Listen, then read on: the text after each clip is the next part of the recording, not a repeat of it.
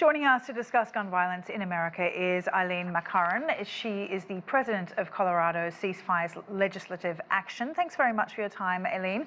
Now, you've been involved in gun control legislation for many years. How has the gun debate changed in the time that you've been engaged in this work?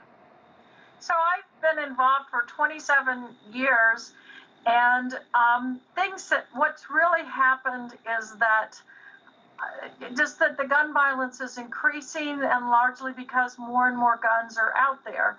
As mentioned, probably over 400 million guns in America, more than for every man, woman, and child. And so the mass shootings have been increasing dramatically. And what's happening legislatively is that most of the changes are moving to states. That states such as Colorado are enacting laws to strengthen restrictions or regulations on guns. But unfortunately, our federal government has been largely paralyzed. And even more unfortunately is the recent decision by the Supreme Court in the Bruin case may set us back at a time when we're experiencing greater gun violence in our country than nearly ever. We have a Supreme Court that's making it that guns will be more prevalent in our society.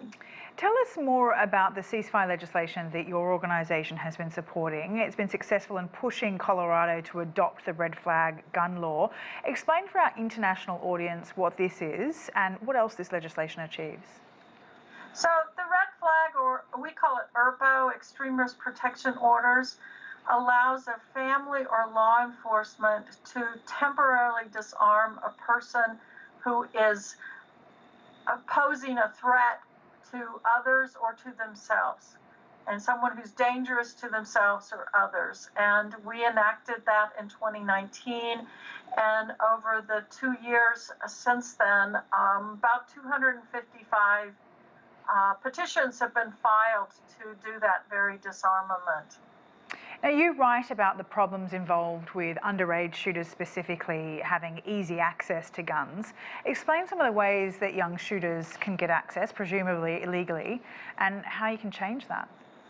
So for youth shooters, they might take the gun that's in their family home, that their family didn't lock up and safely secure the weapon, and we now have a law in Colorado that's called safe storage that is if you're a responsible gun owner should be locking up their firearms so that their family members cannot access them.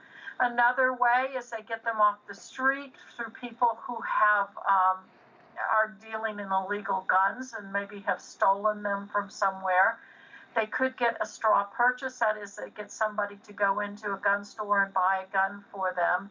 And the other one that is quite a concern, is particularly becoming a concern in California, and I'm hearing from 2 district attorneys in Colorado, are the ghost guns. That is, guns that are do-it-yourself kits that they order, probably mail order most of them, and they're not serialized, and no one goes through a background check to acquire the firearm. Just very briefly, one last question. You've done a lot of work in this field, given the fact that it's been such a horrendous year of mass shootings. Do you see anything changing anytime soon? Well, we did have a breakthrough of having federal legislation for the first time in 30 years, albeit minor steps, but there were some important things there with the boyfriend loophole, also on